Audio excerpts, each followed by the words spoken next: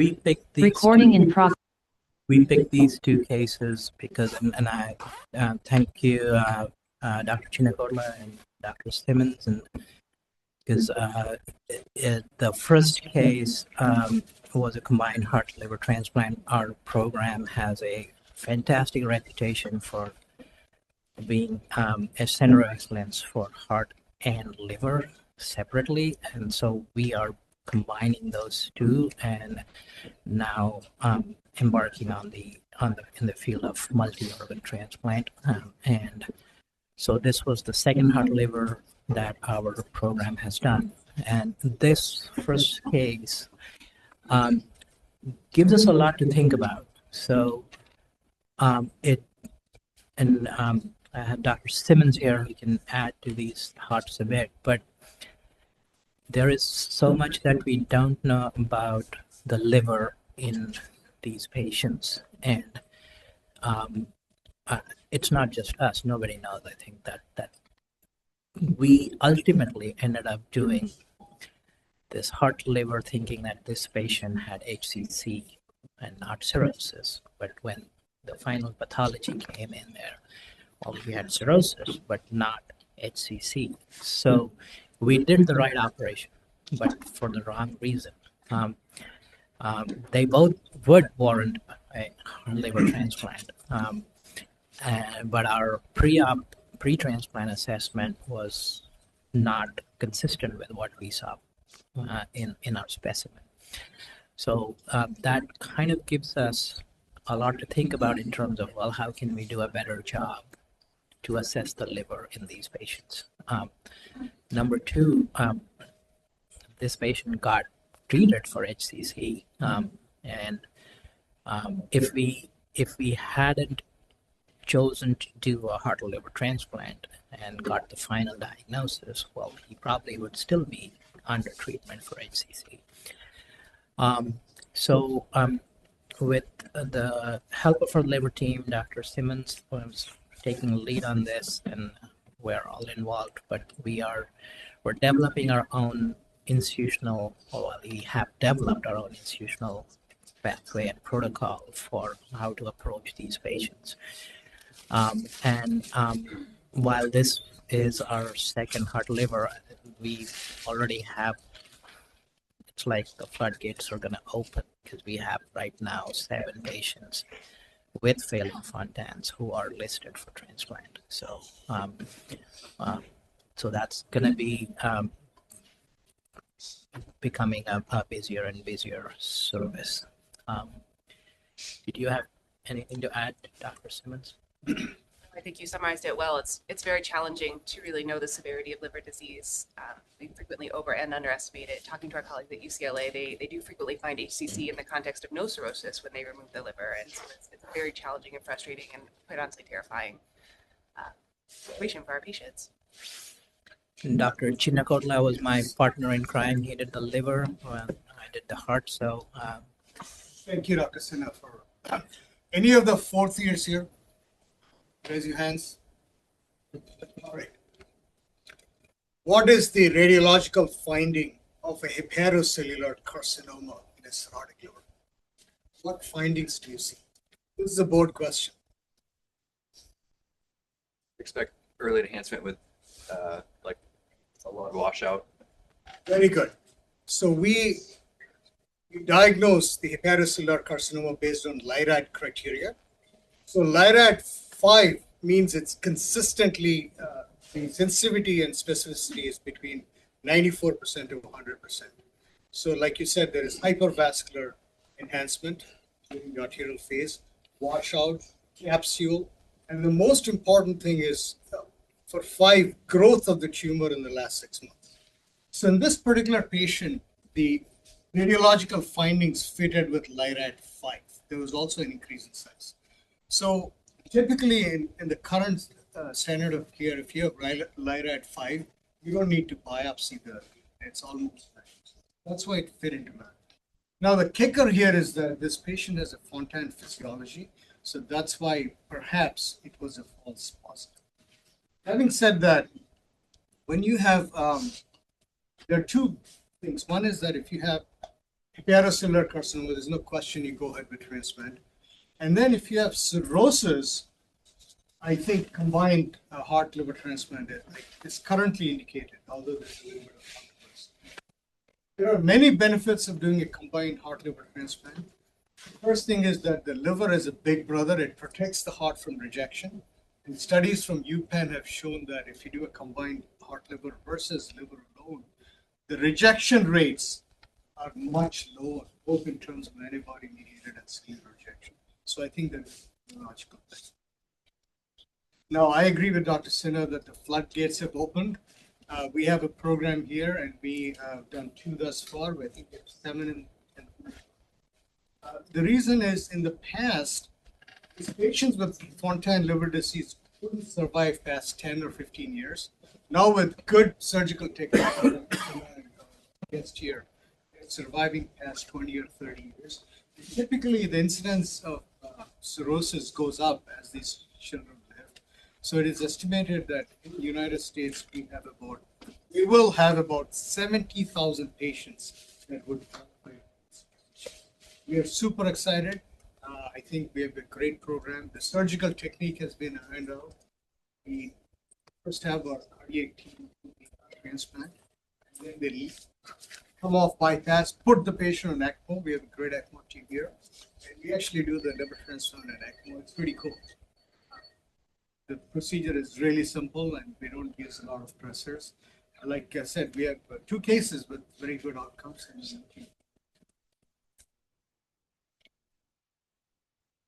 Dr. Bigman. I'm amused by Dr. Chinnakotla's description of a liver transplant is very simple. So the second case, Pranav, do you do any type of cross-matching before you put the valve in? And what is the long-term results of the immunosuppression in somebody with such a small immunogenic burden, if you will? The experience that we have nationally is now 50 plus cases. The first procedure was done 3 years ago at Duke, and so the longest follow-up is a little over 3 years. The immunosuppression goal is different from a solid organ. So they are on low-dose Tacro. There is the 2-drug induction immunosuppression, but then on the long-term maintenance is just low-dose Tacro, shooting for somewhere between 3 to 6, but closer to 3 on the level.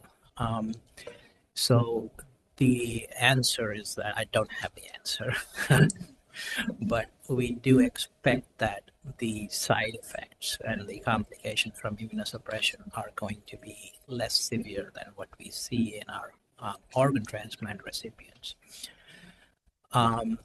because we're just being not as aggressive. The second thing is that if we do get into a problem, then we have the option of just stopping the immunosuppression, in which case you just revert back to the standard operation, where if we use a neonatal homograft, usually you're back in 5 years to upsize it because the child outgrows it. The idea of matching, and that is, while it's very attractive to do that kind of matching for immunological compatibility, the problem with pediatrics is the availability. So you just use what's available, and a lot of times you don't have a whole lot of choice. If we start trying to match, then we're going to limit that pool even further, and we may not be able to have a homograft. The partial heart is kind of attractive in the sense that it taps into a completely different donor pool. So the data that is out there nationally, about 50% of pediatric hearts that are offered for transplant are rejected because of organ quality. The organ quality is the ventricular function, not the valve. The valves are always good. So we have that pool of donors, that are not being utilized. And the other source of partial heart is what Rachel mentioned earlier, is the domino transplants, where you accept a heart for a recipient, and from the recipient heart, you have to be careful when you're explanting it, but the functioning valves can then be implanted into another patient. Right now, we're not matching it to blood type. We only have the luxury of matching it to size. If we had a big pool of this tissue available, yeah, we would love to match it to blood type, or even to get more immunological matching. But we just don't have that right now.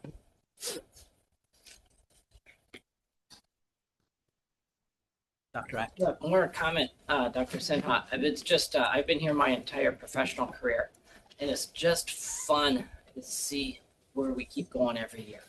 Just get better and better through teams between you and Ginny, and we've worked with Srinath a lot over the decades as well. And part of me says that's only happening at a university academic. Someone who's drank that Kool-Aid. It's just fun to see these sort of things progress, so thank you. Thank you for that comment, and I completely agree with you that, I mean, it's our job to keep pushing. Great. So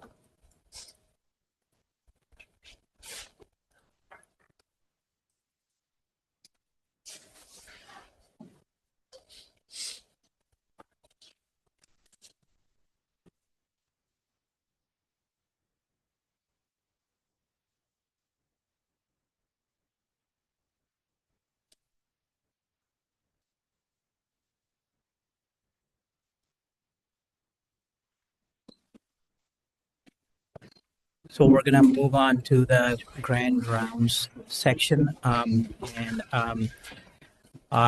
It's great to have Dr. Ram Subramanyan. Subramanyan is the chief of congenital heart surgery at Children's of Nebraska. He is a national leader in many fields. So he's the guy that I go to when I don't know what to do. So I usually pick up the phone and call him and say, "Hey, Ram, what would you do?" And I was telling him yesterday, because when we were out for dinner, he apparently is a big wine connoisseur, and I learned some new things about wine. And like every time I meet him, I learn something new. May not be medical, but it's always something new, and so that's fantastic. He has done it all. He runs a basic science lab. He's got funding, and he is a prolific academician. He has published hundreds of papers, and he is super passionate about quality. He serves as the chair of quality for both the STS, which is the Society of Thoracic Surgeons, and the CHSS, which is the Congenital Heart Surgeons Society, the two leading national organizations for congenital heart surgery. He spent many years in Los Angeles, Children's of LA, and then moved to Nebraska. It's about pretty much the same time that I moved to Minnesota, and so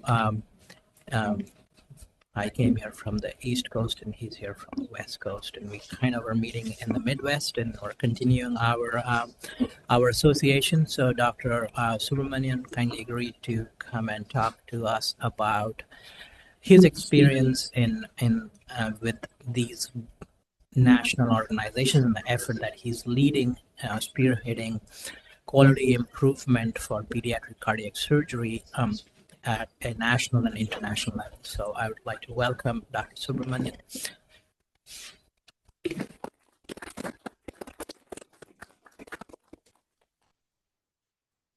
Well, good morning.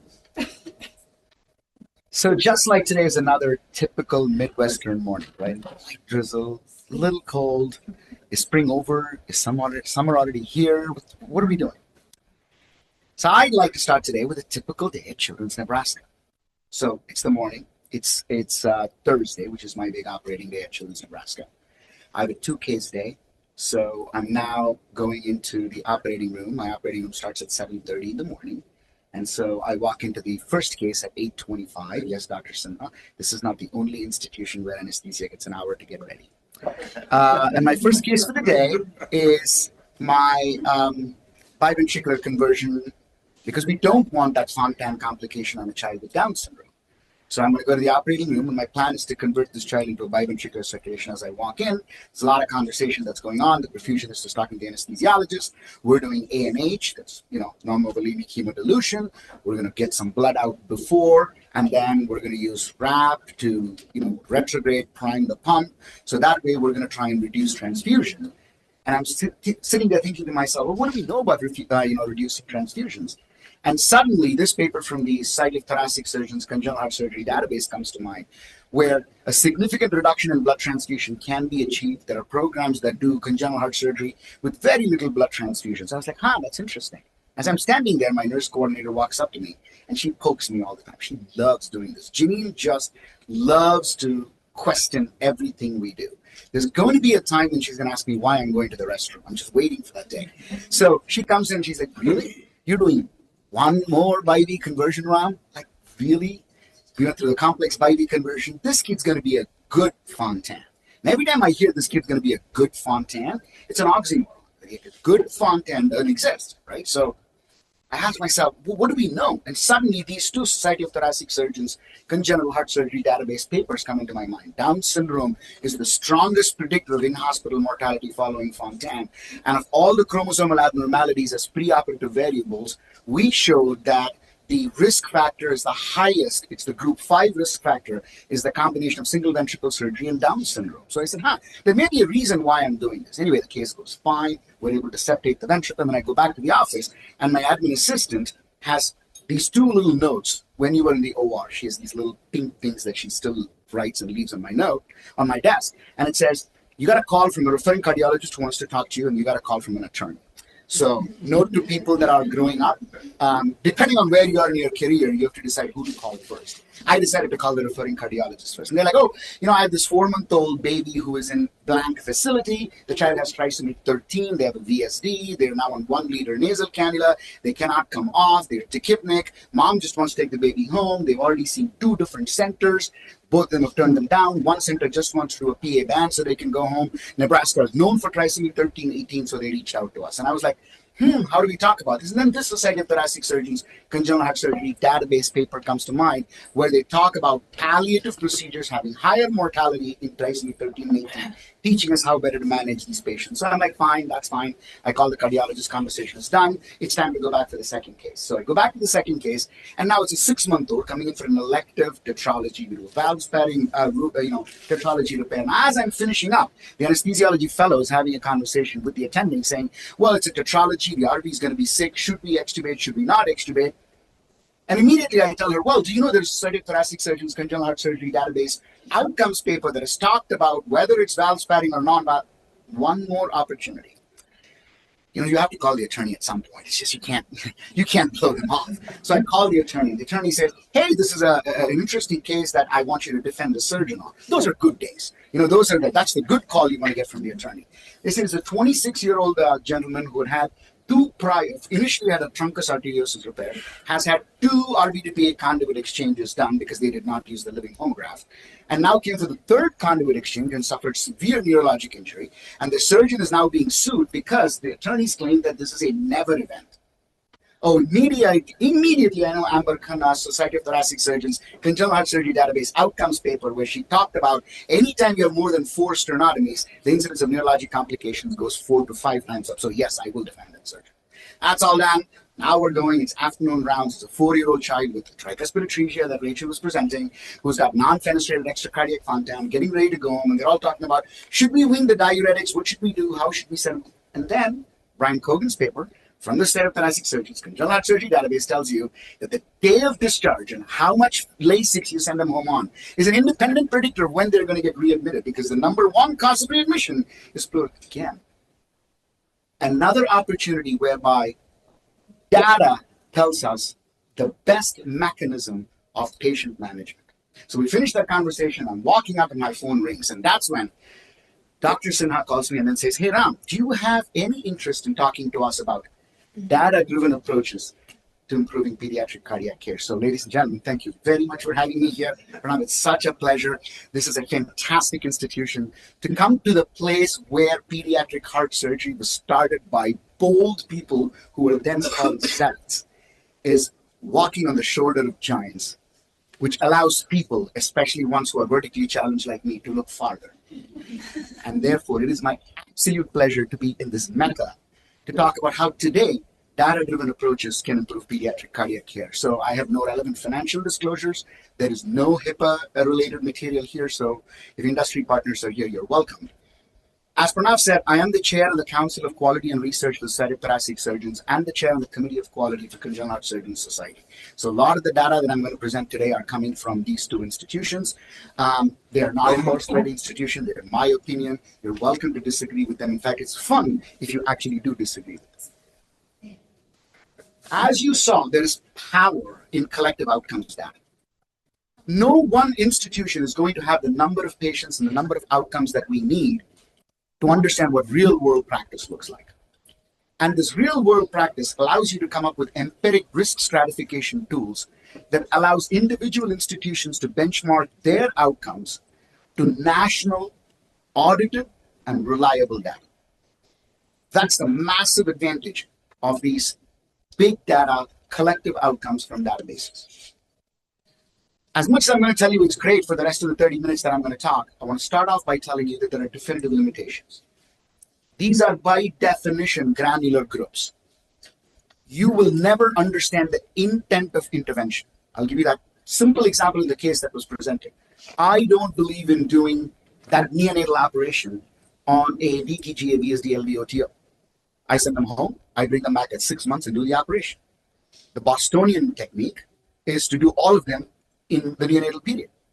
The Society of Thoracic Surgeons Congenital Heart Surgery database is agnostic to that intent of treatment. And Nikaido is a Nikaido is a Nikaido. Doesn't matter whether you did it at 6 weeks of age or whether you did it at 6 months of age. And most importantly, there is a natural tendency to compare outcomes, which you cannot. Because these outcomes from databases that are gross and granular are standardized by a mechanism of statistic called indirect standardization. So they do not allow direct comparison between two institutions because the outcomes are increasingly influenced by your individual case mix. So for a program like yours, where within the city you've got competition, there's a natural tendency to compare outcomes, and you cannot. So with all of those caveats, the primary, the singular reason for you to go to a large outcomes-based data-driven approach is for quality improvement. And the best in congenital heart surgery that I know, obviously I'm biased because I was the chair of that workforce and now I'm the council chair, is the Society of Thoracic Surgeons Congenital Heart Surgery database. If you see from the last paper that I published about this, 2 weeks ago, we have over 750,000 surgeries from which to learn from. 750,000. No single one of us in this room, and not all of us put together in this room, will do 750,000 congenital heart operations in our lifetime. But this one database already tells us robust risk models for mortality, for morbidity, and the ability to evaluate longitudinal outcomes now by linking these data to National Death Index and in adults to the Medicare database. So there's a lot that can be learned from these quality outcomes approaches. And for the rest of the talk, I'm going to break this down into 3 big buckets where we'll discuss how we can improve outcomes at the patient level, how we can improve outcomes at the institutional level, and how we can improve outcomes overall at the specialty level of pediatric heart surgery. All of this is published. This is in the Seminars in Thoracic Pediatric Cardiac Surgical Annual, where I go into details of how each of these varies depending on how you utilize large database-driven outcomes. At the individual patient level, I use my day at Children's Nebraska as a simple example, right? Risk stratification based on database data outcome allows us to better counsel our family, better set expectations, and then for all the examples I gave you on rounds, better match the patient to their appropriate outcome, whether it be blood conservation, early extubation, appropriate surgery, preventing reintervention, reducing morbidity, however you want to do it, utilize it at an individual patient level. That's obvious. That's what we all do. That's what we're all trained to do really well in medical school and residency. But I'm going to spend the chunk of the rest of the time talking not about how it impacts outcomes at a patient level, but how it impacts outcomes at an institution level. How can we, as responsible institutions, understand these data in a mechanism that allows us to relive the Donabedian's triad of establishing structure and process to ensure the desired outcome we want? What Google likes to call design-based planning. Start from the endpoint that you want. You're here, you need to get there, and that's the arc of progress. How can we utilize outcomes data from databases to allow us, with risk stratification, get to the desired endpoint that we want? As you all know, the societies lead the ability with which we can understand and implement data. The important point is, if we don't regulate ourselves, somebody else will. There is nothing worse. There's absolutely nothing. I'd rather be unregulated than be regulated by somebody else. And therefore, we at the Congenital Heart Surgeons Society told ourselves that let's start with a why question. For those of you that haven't seen it, there's a fantastic TED Talk by this amazing person called Simon Sinek. It's called The Golden Circles. He's written a book about it, where it all starts about the why question, right? Why do we do what we do? That's our vision, mission. That's our value proposition. The why question is very easy in congenital heart surgery. So children do better. But the what question is the difficult one. If you poll the 116 pediatric heart programs in the country, you're going to get 118 different ways in which pediatric heart programs can be set up. Do you want a heart center? Do you want a heart institute? Do you want a service line? Do you want to be a division? What do you want to be? I don't know that it matters what you call yourself. It is not what you want to be. It is what you are. And what you are, so many of us got together in this large list of people. I still remember we probably had 55 or 60 Zoom calls to go through and come up with this document called the Recommendations for what centers performing pediatric heart surgery should look like. This recommendation document has been endorsed by just about everybody else. I almost went to my neighbor's dog to ask for the dog to endorse the document. We just went to everybody and said, here, take the standards document. Tell me if you think this is okay and you want. So it's been endorsed by surgical societies. It's been endorsed by medical societies. It's been endorsed by AAP. It's been endorsed by the Congenital Hospital Association, Children's Hospital Association, whatever you want. They've all endorsed this. And they've allowed us to structure, I'm not going to go into the details, but they've allowed us to structure these 12 subparts of every pediatric heart program. If one wants to be a program that offers pediatric heart surgery, there is a set of recommendations under these various 12 different subheadings that you need to meet for you to be considered an essential or a comprehensive pediatric heart surgery program. So here is a mechanism by which we took outcomes data from large databases, risk stratified them, came up with what we think certain outcomes are, went back to see what those outcomes came from a process mechanism, and set up a structure. So we all as institutions can learn from it. So if I want to be a pediatric heart surgery program, I take this and then I say, okay, which of these do I need to do better? And then you set up the right program. If it is that easy, how come we've all not done it? Why do we still end up with pictures like this? Less than a decade ago, of families that have gone to centers and ended up with misguided recommendations, outcomes that they don't want, CNN, Herald newspapers, and really separated families. Because the why is very easy. The what is often obvious, but the how is the most difficult thing to do. In my opinion, how you establish a heart center, how you implement the recommendations that came from that document is going to determine how well you're going to do it. So we said, okay, we just came up with a set of recommendations. What if we try to understand how recommendations are implemented in the various institutions? So my committee on quality for the Congenital Heart Surgeons Society came up. Before me, the chair was Chris Calderon, a phenomenal pediatric heart surgeon who now does a lot of heart counseling and a whole bunch of support activities to establish pediatric heart surgery centers. He started the program and then I continued it. And what we did was we said, okay, let's try and understand in a defined subset of pediatric heart surgery centers, what determines good outcome? Why do some programs do well and others don't? Then the logical question came to our mind. How do we pick a cohort? How do we pick a niche number of programs? Because it's been well established, 2 large studies that we did, Carl Welke and I did that about 10 years ago, and we did this about 2 years ago, where we've shown that there is an inverse relationship between surgical volume and mortality. I'll show you the graph at the end of this talk, but that's well known, right? There is an inverse relationship. People have questioned it, but overall, if you grossly look at the non-granular data, volume and outcome are related.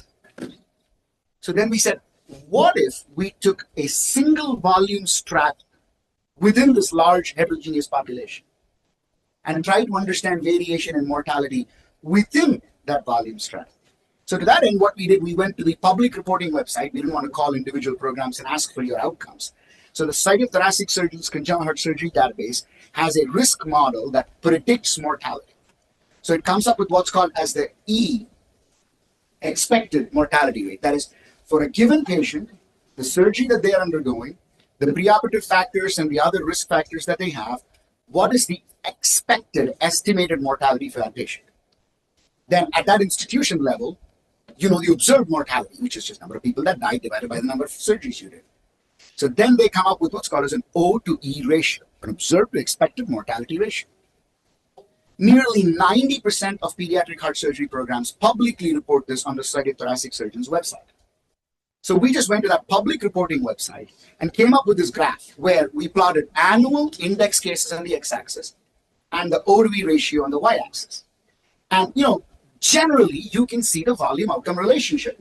The curve tends to form a triangle whereby it becomes narrower and narrower and regresses towards the mean, which is O to E of 1, as the volume goes up. At the end of the spectrum, less than 75 cases, because 75 was determined as the minimum number of cases to be a pediatric heart center in the Congenital Heart Surgeons Society recommendations. There's huge variability. But then let's take the first strat, 75 to 200 operations. In the Carl Welke and my paper where we looked at volume outcome relationship, the spline curve switched at 200. So until 200, there was an inverse relationship between volume and outcome. And that relationship sort of flattened out if you did more than 200 or 220 operations in an index operations a year. So we said, okay, let's take the 75 to 200 block and look at that variability. There are programs that have an O to E ratio of as low of 0.5, and there's a program that have an O to E ratio as much as 2. A 4-fold variability in outcomes. So we said, here's an opportunity.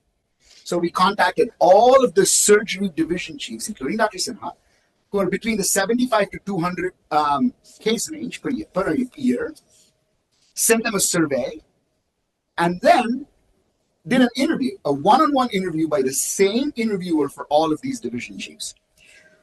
We did what's called as a mixed method analysis. I wish I can describe what mixed method analysis is to you. I can't. But what I can tell you is it is not going to be graphs, bar diagrams, p-values. It's going to be those hold your hands, kumbaya, touchy-feely things. So let me tell you what I learned from those touchy-feely things in going through this mixed method analysis. We ended up with 12 centers who we call BEM, or below expected mortality. That is, their O to E ratio was less than 1, right? Expected mortality was higher than their observed mortality. So their performance was below expected mortality, BEM. There were 12 BEM programs, and there were 20 AEM programs. That is, O to E ratio was greater than 1. The observed mortality was greater than what was expected for them. I'm going to go through 3 themes today. We had 17 themes that came up. Our first paper is under review. We presented it to the SDS. We're probably going to submit another 3 or 4 papers coming forward. But today, in the interest of time, I'll walk you through 3 important themes that are relevant, I think, for us as pediatric heart surgery centers, for this program, for my program, for any self-respecting program. Number 1 theme that came up every single time was pediatric heart surgery programs that had below expected mortality had strong support from the hospital administration. Every one of the 32 surgeons that we interviewed told us that. The AEM said, yeah, I get no support. And the BDM said, I get tremendous amount of support. I'll show you some quotes in the paper in the next slide to come. What does support look like? More financial and decision-making autonomy. I went through this with some of your administrators yesterday. Everybody wants, in a pediatric hospital or a pediatric center, people want to talk to you and say, well, you can't be independent, right? You're not independent. You're part of a bigger system because, as you all know, the number one driver of financial economy in a pediatric center is generally, the heart center is an important driver of finances. So people are like, well, you can't, you're part of an enterprise. You're not independent. No one's asking for independence. People are asking for autonomy. It is a subtle but non-trivial difference. The ability to autonomously make financial and day-to-day decisions, the greater ability to get resources, get staff, the ability to empower your own program growth and what that's going to look like. And I'll give you examples in the slides to come.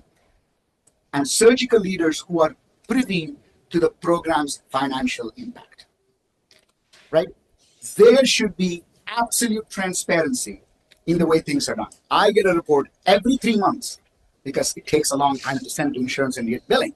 Every 3 months, service line reporting just tells you exactly these many cases you did. This is what we make. This is how much we spend on nursing. This is how long they spend. This is our case payer mix. This is what we get paid for every dollar that we complete surgical financial transparency. Here are examples of quotations, one from people with below and one from above expected mortality. Obviously, I'm not going to read through it. I'll let you read it. But the idea here was about the CEO. That's why I built it. So the below expected mortality says it's all about the CEO. The CEO and I have a one-on-one.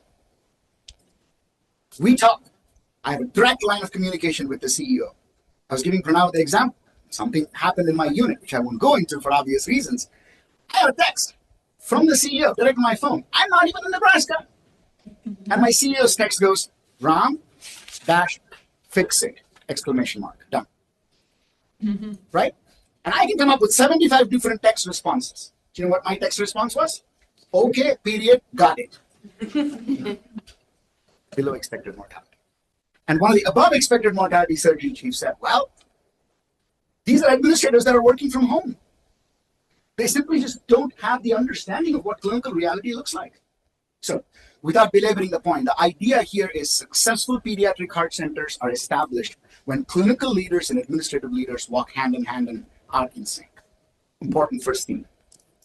The second thing that came up is how people dealt with staffing shortages. We all feel like we're the only program that struggles with not enough nurses. We're the only program where we don't have respiratory therapists. We're the only programs where there aren't dedicated anesthesiologists and operating rooms. That is correct. There are 116 only suffering programs in pediatric heart surgery. Because there are 116 programs that do pediatric heart surgery, right? All of us struggle with staffing shortages. All of us struggle with lack of focused training. All of us struggle with dedicated staff to do the things that we do. How you recover from that, how you deal with that makes the difference. Here I'm giving you the example of a dedicated pediatric cardiac anesthesiologist that had a near significant p-value difference between above and below expected mortality. But you can just replace pediatric anesthesiologists with just about anything else you want. Nursing leader, quality personnel, data collecting agents, people that do research. It doesn't matter what you replace pediatric cardiac anesthesiologists with. The point still is a good pediatric heart surgery, a good pediatric care program has the ability to appropriately handle staffing shortages in a friendly manner with the leadership. I'll stop with this third one because I thought this was just unbelievable. The operational processes and programming investment was related to programmatic success. It, at the end of the day, boils down to operations. Again, the why is easy, the what can be defined, it's the how that determines outcome. And every how should be tied back to the same why. How do I improve quality? I need to find out because children need to do better. How do I recruit more pediatric cardiac anesthesiologists? We're going to find a way because children need to do better. The operation, the hows have to be related back to the why. So one of the BEM said, there's really been nothing that I've asked for that the CEO has turned down. And then another chief said, The left hand doesn't know what the right hand's doing, man. They're saying okay to one side of the heart center, and the same thing is not happening to the other side of the heart center. What a stark difference in the way resource utilization is done in a rapid fashion, in a way in which the financial and resource administration is applied completely. This has nothing to do with how many surgeons you have, what bed ICU, what their technical skill set is, how quality TEE you have. Treating is agnostic to all of that. The how is about interaction, relationship, setting up a successful pediatric heart program. Over the next few slides, I really want to concentrate on different examples all over the country, some from my own institution that I will dwell into in some detail because I have personal experience with it, but I'll also give you examples of other successful centers in the country, how they have utilized quality measures. Because I was asked to talk about quality. I can talk about administration.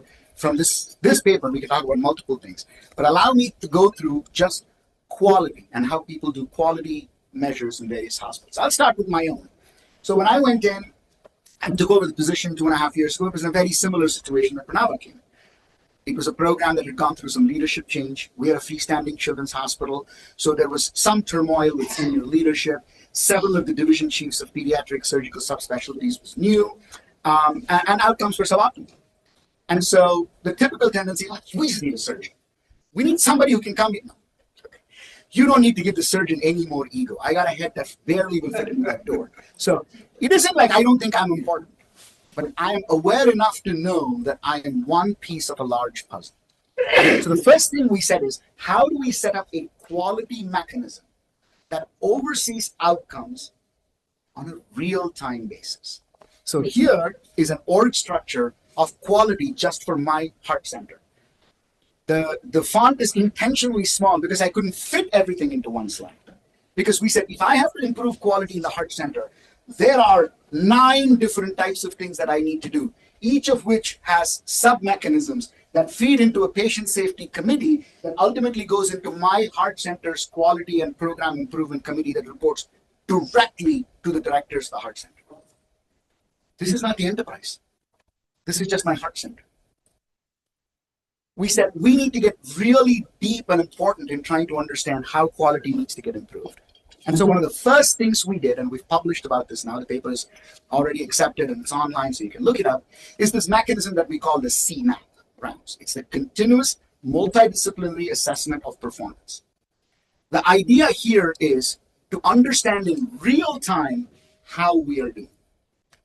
Right? That's the difference between research and quality. I'm the chair of the Council on Research and Quality of the STS. Research tells us what we should be doing. Quality tells us how we are doing what we should be doing. So we wanted to do that in real time. We wanted to see this week how we performed last week. So it was continuous multidisciplinary assessment. And as Pranav and I were talking about, most of us go through mortality and morbidity meetings, right? What we know is today, congenital heart surgery mortality is about 2%. Congenital heart surgery morbidity is about 16%. These are published. So if all you learned from was mortality and morbidity meetings, you will be learning from 18% of the procedures that you did. What about the other 82%? Why are we not learning from excellence? Why do we only want to find out when we did not do well?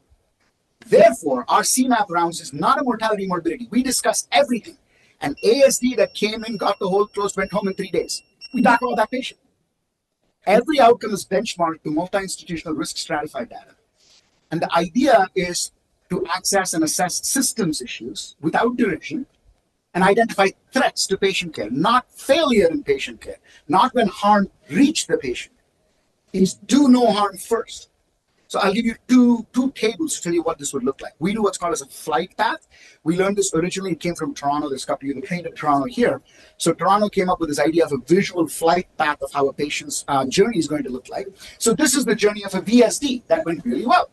So we divide them into 5 steps, where the procedure happened, when they were extubated, how long they were on drips, when they went to step down, when they got discharged. The day of surgery, obviously the procedure goes all the way up. The dotted line tells you the benchmark outcome, either for STS, if data are not available for my own institution, or if we have enough numbers for my own institution, and how this patient did. So our anticipation was that this patient should go home on day 5. The expectation was the patient should go to step down on day 3. Patient went to step down on day 1, went home on day 3. Hallelujah, we did great. Flight. Tells you how things went well. It tells you the patient's name, who the surgeon was, all of those data. It tells you cross-clamp time, bypass time, and tells you what the median post-op length of stay should be for Children's Nebraska and overall. Right? Something that went well. And something that didn't go well. Here's a child that we did a arch VSD closure on that did not go well. The child had multiple complications because there were pre-existing abnormalities. So you can see again, the dotted line tells you what the average Children's Nebraska patient should have done, but it tells you all the events that happened. On post-op day 2, the echo showed RV hypertension, and the child developed chylothorax. So each of the minor post-operative events are your green square. And then major post-operative event, such as a respiratory infection, came off pressors, went down, vocal cord dysfunction was identified, and eventually the patient went home on day 30. So a visual flight path of telling you when a patient did not do as they were expected to do. And we do this on every patient that undergoes surgery the previous week. It's discussed Wednesday morning, 7 to 8, dedicated time. ORs are shut down. Cath labs are shut down. There's no clinical activity. Yes, the administrator will come and tell you that's 1 hour less. You're going to see 4 fewer patients. You're going to need 8 less echoes. You tell them, yes, correct. Because the why question is, so children do better. And then show them this. This is the variable life-adjusted display, the so-called VLAD. And I showed it to you from before I started to a year after I started, so you understand what this plot looks like. The way this plot goes through is every patient that survives, you get a curve that puts the data point up. And each time you have a mortality, the difference between the observed to expected mortality causes the dot to fall down. So patient died, your VLAD went down, went down, went down. So the lower your number sits, the more mortality you're having. You can see all the vertical lines that kept going down. And then somewhere in here, we start our CMAP process. And 6 months after the CMAP process started, this was from January to June of 2024, there isn't a single vertical line that comes down. It's not just in mortality, because that's a very, very small number to make an influence. Every complication except postoperative neurologic deficit dramatically went down 2 quarters before we started compared to 2 quarters after we started the CMAP. So yes, we need 4 less echoes. We see 2 less patients in the clinic. That's okay. That's really okay. These are measurable. These are things that I can put on a graph and give you a p-value and send to Annals of Thoracic Surgery and get accepted. But what about the unmeasurable? The culture of candor. The ability for us to be able to openly talk about things that did and did not go well. Today, you can come to my CMAP rounds and you'll hear somebody stand up and they'll say, you know what? That was a missed echo diagnosis. We didn't get it right. I called the coronary wrongly. Last week's meeting, I stood up and I had my mortality for this year already. It was a double switch on a DORV with a LTGA. We didn't know why the kid wouldn't come off and had severe myocardial dysfunction with normal coronaries. Habits. And you heard me stand up and then say, look, I don't know what I did, but it's something that happened in the operating room. And that's the burden of the cross that I'm going to bear for the rest of my life. Candor is a gift. It's this artificial false sense of harmony that Patrick Lencioni talks about in the 5 dysfunctions of a team that leads us to fail. The ability to sit down and candidly say, this is what we need to improve for patient care. We learn from excellence. And we prevent the near misses and use that to say, well, could we come up with preoperative regional anesthesia? So now all of our greater than 6-month-old babies get parafascicular nerve blocks prior to incision. 90% of our VSDs and Glens don't get a single dose of opioid once they're extubated in the operating room before they're able to go home, right? That's not going to alter morbidity or mortality, but that's going to alter the way we provide care. So many things about, dynamic airway CT is an example. Our handoffs, we had no idea that the Philips monitor that we used, when we disconnected from the operating room table, connected them to the transport monitor, and then came back and connected them to the ICU, the time that they spent transporting between the OR to the ICU did not get recorded in the Philips monitor anywhere. And it wasn't a Philips monitor problem, it was just the way Children's Nebraska was set up. So we had a kid that left in sinus rhythm and then was in jet by the time they came to the CICU. He did fine and went home. But here was an opportunity to how we can hand off, improve the. So the idea I'm going here with is there are measurable differences, but the immeasurable differences allow us to impact things like length of stay, resource allocation. Let me give you examples outside of my institution where all of that has been done. This slide is courtesy of Carmen Morgan. Carmen is the head of the heart program at Texas Children's Hospital. She's a phenomenal. She started off as a data manager and now is one of the greatest resources. In fact, the whole CMAP process is credit to my associate, Camille Hancock-Friesen. She's the first author on the paper. She put the CMAP process together, and she learned about that down when she was in Dallas. So the idea here is there's something in Texas we can learn from. It's not just the oil, right? So in Texas Children's Hospital, Carmen has come up with a mechanism by which their STS congenital heart surgery database data fill in all of these procedures that people are going to come into. How many patients are set up to come into the hospital today for a VSD? Who's coming in for heart failure evaluation? Based on their STS data, they know what their acuity is going to be. How many of them are going to be on drips? What's the likelihood that they'll spend 20 days in the hospital? What's the likelihood that they'll go home 23-hour short stay? So she has this big dashboard every morning, where the data are loaded 8 o'clock in the morning, and then they sit down and use this for resource allocation. No, 2 patients are going to come today, one with a VSD, but one is getting a VAD. This VAD, we know from our experience, is going to spend 15 days in the hospital. So let's put them in this bed so that we don't have to move them away. We know that this patient is going to potentially deteriorate because they have BLA, they have pulmonary hypertension, they're coming in for a cath. So let's put them on a 1-to-1 nursing today. So if we needed to get additional resources, let's get them allocated. So that's the other way in which you can utilize resource allocation in ways by which you can utilize your own outcomes data to better understand what resources people require to do it. Here's another example. So this is a program improvement conversation that happened in my previous institution. When I was at Children's LA, we were talking about, okay, what do we do differently? How do we hire nurses? How do we build up our nursing expertise? And again, data exists. Data have been published where Patricia Hickey published utilizing STS data that nurse experience and allocation directly correlates with mortality. Who would have thought? We all talk about, oh, good operation. It's a pump run. It's anesthesia. Our nurses matter more than we think. For example, the incredibly significant p-value they got, the number of nurses with greater than 2 years clinical experience in the cardiac care unit directly correlated with discharge mortality. And I'll tell you, yesterday I had a chance to meet the nurse leader at Masonic Children. You guys are knocking it out of the park. Over 80% of the nurses there has greater than 2-year clinical experience. But you learn that. You drive that quality based on composite data metrics. This is another interesting story. So insurance companies come into us when I go to Children's Nebraska.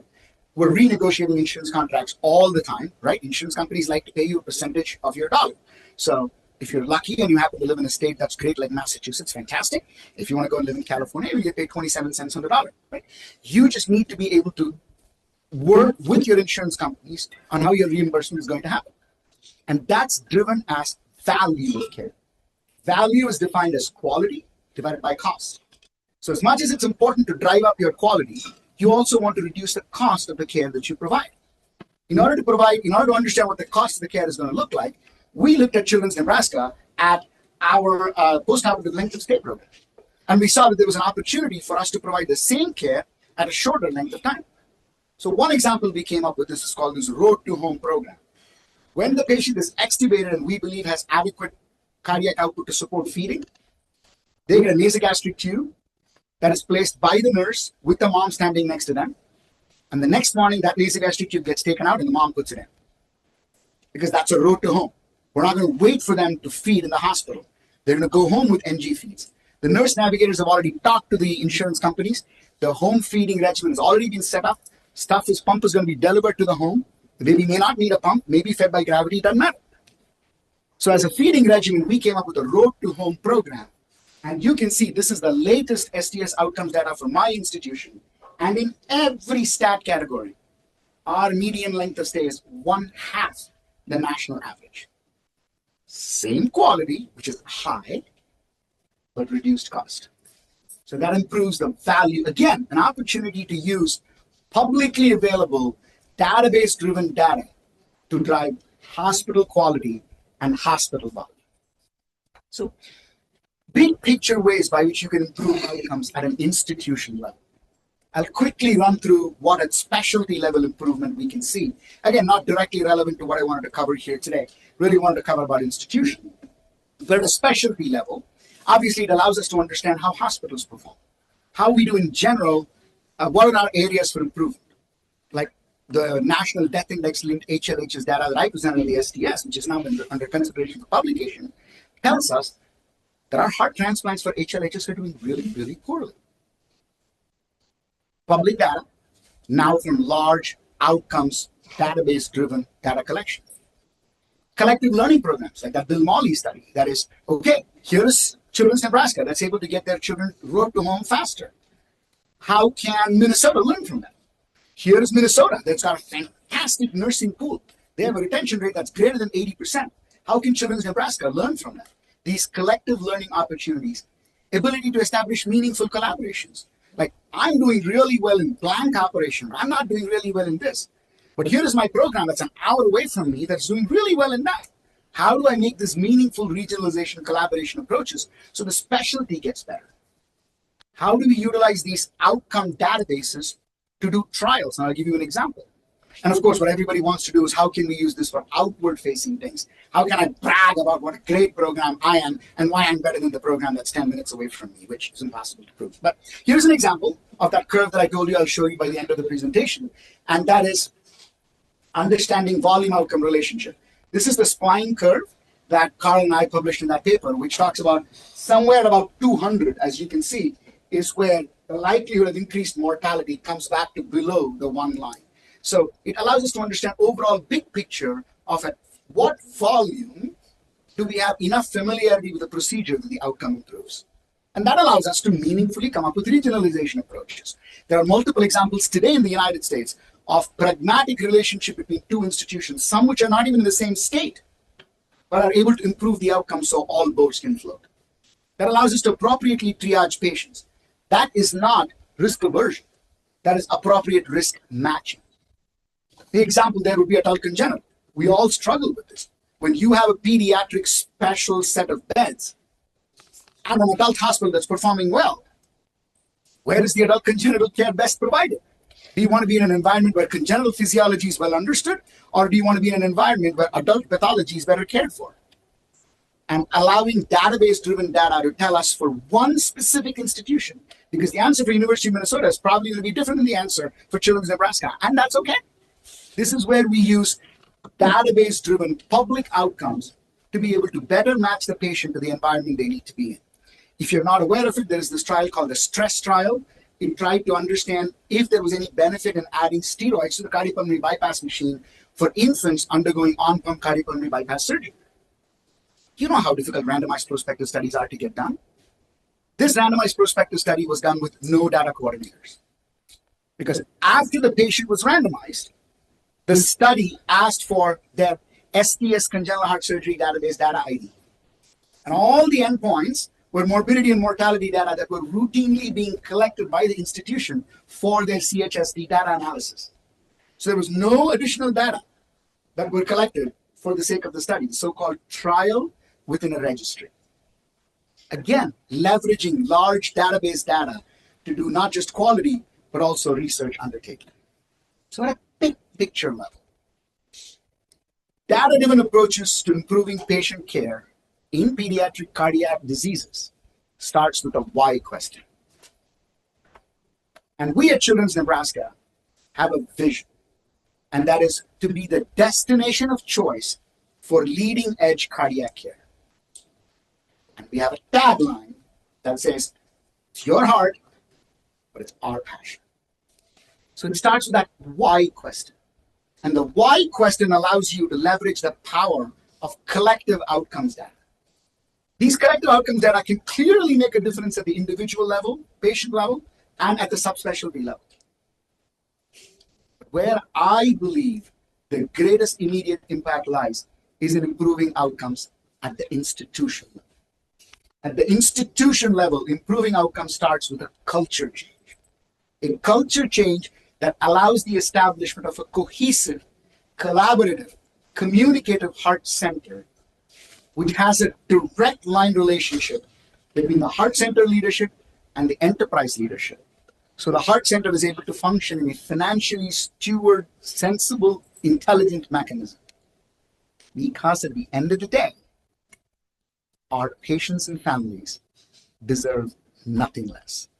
Pranav, University of Minnesota, thank you so much for the opportunity to present some of our data and open to questions.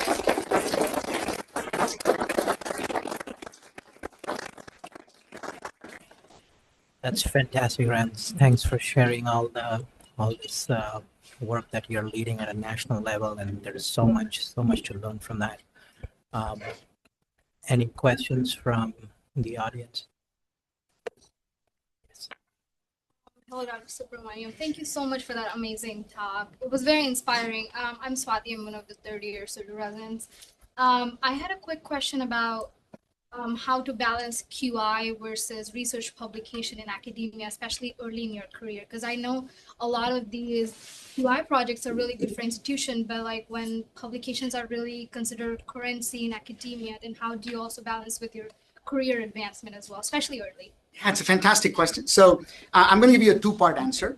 The first part answer is more and more journals, certainly journals in the field of cardiothoracic surgery, are now understanding and accepting QI as publication. Our CMAP paper got very badly reviewed. And all we needed to do was call the editor and then say, what would you like us to do? Help us understand how to better put this together. Journal editors are very open now because they understand the question that you're asking, which is QI of academic currency for promotion or not? And the answer is yes. So that's the one change. And hopefully by the time your faculty, which is not that far away, more and more journals will be willing to accept quality for publication. The second is universities, especially meaningful, sensible universities, now have promotion tracks that don't just go by research publication, that give you credit for what they call service.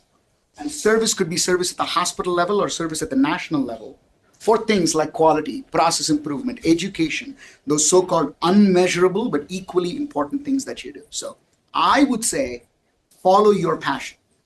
If you believe that your strength is in understanding quality and improving quality, follow that.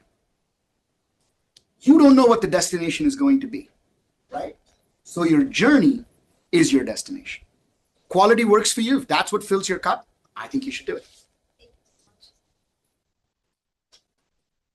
Dr. Kelly. Thank you. Pleasure. Your talk was really, I agree, inspiring because it's really bringing together what we want to do as physicians and partnering with our administrators who can help us make it happen. So my question is, when you think about this culture change and going from where you don't have the administrative support to having phenomenal administrative support, how do you make that change? Where's that trajectory? Thank you. For those of you that don't know, Dr. Kelly is my senior in my general surgery residency program. She did her general surgery at USC, which is where I subsequently went. And I will tell you, she's a little bit of a legend. They still talk about her in a good way. So it's such a pleasure. I've had the pleasure of working with her in AATS. Rose is someone we all look up to. That's the kind of leader that I want to be when I grow up, and I haven't grown up yet. So I think the process is organic. I don't know that it can be scripted. So the way I see it, and obviously if any other leader here has better perspective than I do, please chime in, because I'm learning as much as you all are. How we did it at Children's was very organic. So what we first said is, how can the heart center represent themselves in one voice? So instead of the intensivist asking for something, the anesthesiologist asking for something else, the nurse asking for something else, and the surgeon asking for something else, we got everybody together in one room. We call it the Heart Center Executive Council. We meet every Wednesday from 5 to 6:30, and we talk about all kinds of things: sedation, nurses, float pool, Alaris pump. I mean, you can't imagine how trivial things look and have such important outcome concerns. So we sit down and talk about it. And then we all in the room agree on what our next step forward is. And in our minds, if it's important enough, we come up with whatever kind of analysis your institution wants. We did SWOT analysis when I was in Los Angeles. We do SBAR analysis now that we're in Children's Nebraska. Doesn't matter. Just ask yourself, what's the situation, what the background is, what's the assessment, and how do we respond to it? And then we take that to the executive leadership. That's where removing the barriers to the access to the person that's ultimately going to make the decision matters. I don't want to go through 7 different people if at the end of a meeting somebody says, okay, I will take this back to somebody and get back to you, that meeting has failed. Right? So if somebody needs to know about what the decision has to be made, bring them to the table now. So then we bring them to the table, we sit down.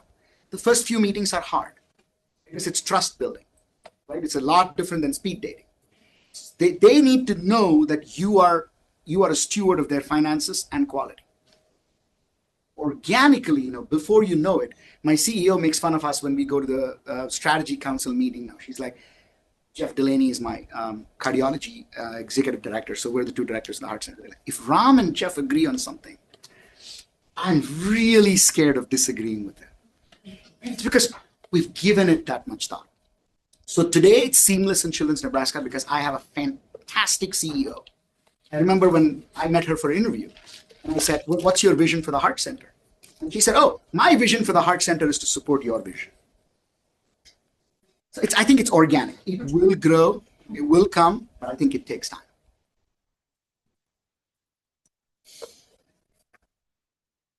I think Dr. Kram, did you? That was a fabulous talk. I learned a lot. I'm curious in your slides where you were dichotomizing your AEM and BEMs. That was at 1 year. So looking at the little dots as you went above your 1, how much year-over-year variation was there? In other words, if it looked at a 3-year snapshot of their AEM or BEM, would that have varied? Not very much. Yeah, so that's 4-year. So congenital heart surgery database does a rolling 4-year period. So each data there represents the ODE ratio over 4 years. We are looking at this now. Our next project is to see what the year-over-year ODE variation is in institutions. And then to identify those institutions that have had big variations, to go back and survey them to understand what resulted in that ODE difference. And often it's leadership change. On that same point, I think when you and I were talking yesterday, the OE ratio graph, I think for Nebraska and for here are very similar. And so I think what would be useful is to see the trend and what actually look at the factors that are helping bring the slope down or what is contributing to it going up. I think that would be a great thing to look at. I'm just going to go in order. Sorry. So, Chesney, you had a question? That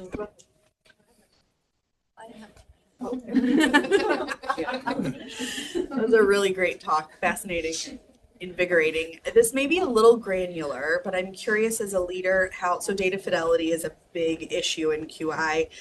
And I'm curious how you maintain your database and make sure that fidelity is, that you have the quality data, like who's in charge of it, and how do you make sure that maintains? Yeah, excellent question.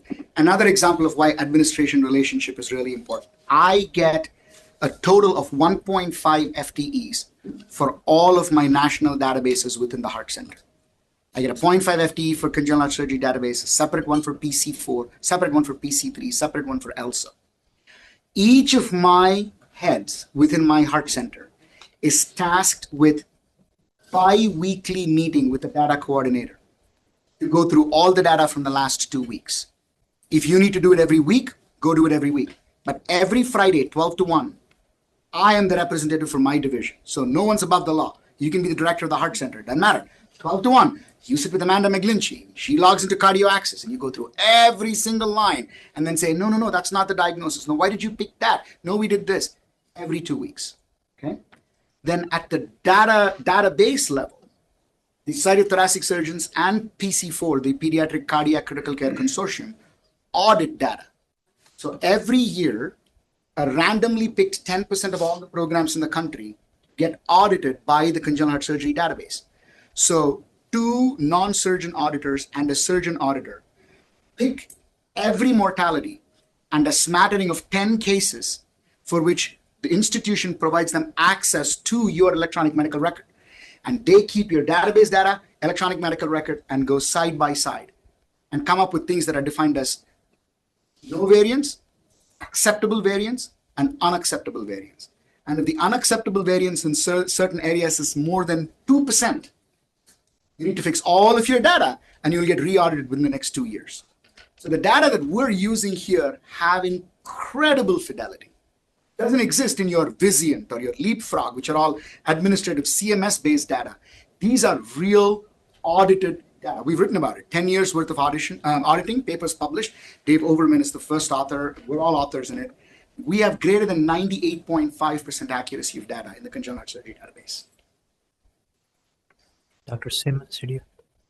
Yeah, again, thank you. Wonderful talk. I think really shows, where healthcare leadership is moving in terms of leading with vulnerability. I come to the table knowing what I don't know and knowing that you know more than I do in certain areas, and we have to work together. I guess my question for you is, if a center wanted to move to say, I want to have data-driven day-to-day management, right? You're talking about real-time resource allocation. That feels like a big leap. What would you say is the first step? I want to start this here. What do I need to do first? Yeah, excellent question. So for us, the first thing we needed to do was recognize that there was room for improvement. I think that for me was the biggest barrier. I was telling someone yesterday, I had a little pin made when I went to Children's Nebraska, which I wear on my white coat every day when I round.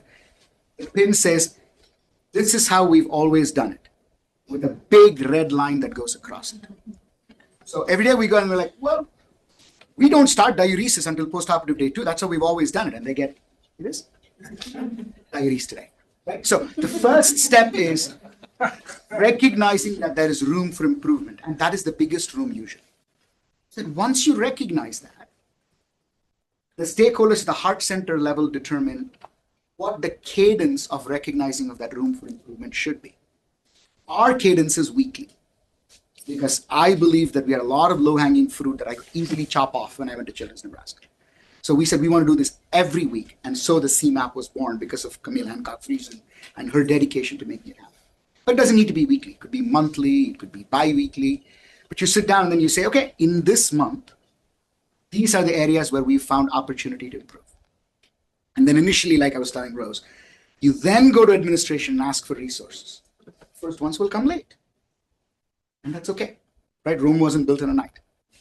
Eventually, times will come where what I didn't go into is we have this mechanism called close the loop in CMAP. So you come up with a problem that was raised in CMAP. We take action on it.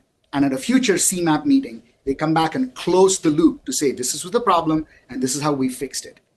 Our close the loop median now is 22 days. So anything that's identified in CMAP, we can get it fixed in 22 days right now. Our goal is to get that number to 14. That's how to make the difference. It's a slow process. But it begins with identifying that there is room for improvement. You're all welcome to the pin. It really works. It really works. You have one sentence? I was thinking we should get one made and sell it through Amazon, actually. Thank you for your talk. My name is Deetha. I'm one of the general surgery residents. What roles do residents or fellows in your institution play in the quality of care process? How have you implemented the chair system? What advice do you have for people in our level that want to get involved in the? Yeah, that's an excellent question. So we roughly come up with how long we think a quality project is going to take. If a quality project is going to take something less than 6 months, that project mandatorily requires a trainee to be involved in it. If it takes more than 6 months, that requires an APP to be involved in it. So basically what we do is we come up with a small group of people that are going to look at the quality metric. There is usually one quality metric sponsor. So the sponsor is somebody from leadership, like I want to sponsor cardiac arrest prevention. I won't participate in it. My job is just get them the resources they need. Then there is the quality lead, which is generally the person that's going to be ultimately responsible for quality metric, an attending, a intensivist, or a nurse, or a QI person. Then there is representatives from various areas, including one person that gets data, a trainee or an APP, and one person who sort of provides their input.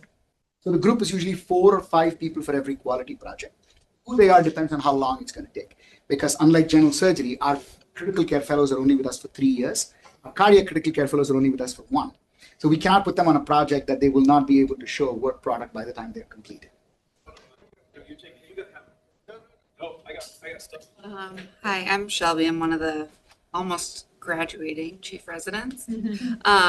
It seems like you have amassed a lot of experience in QI and leadership, which is all separate from our clinical experience. So how did you get there, and kind of what advice do you have? Should we be pursuing like MBAs, and what kind of training if someone wanted to follow that? Yeah, great question.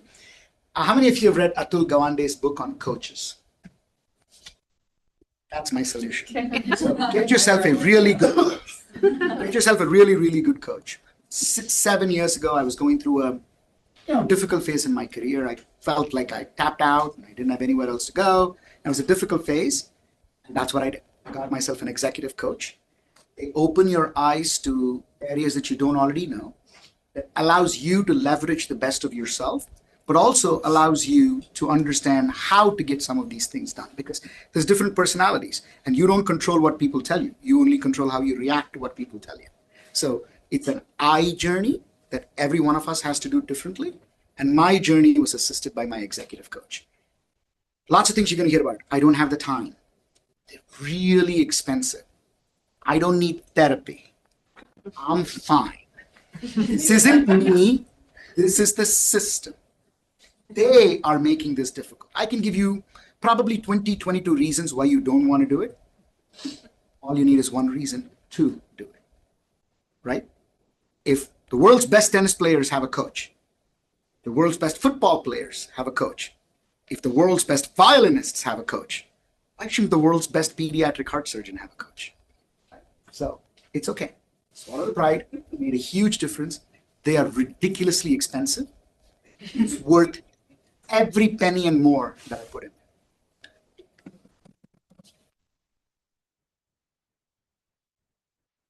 Anyone else? All right, well, Ram, that's been fantastic. Thank you so much. It's been a pleasure having you, and like I said, every time I see you, we always learn something new.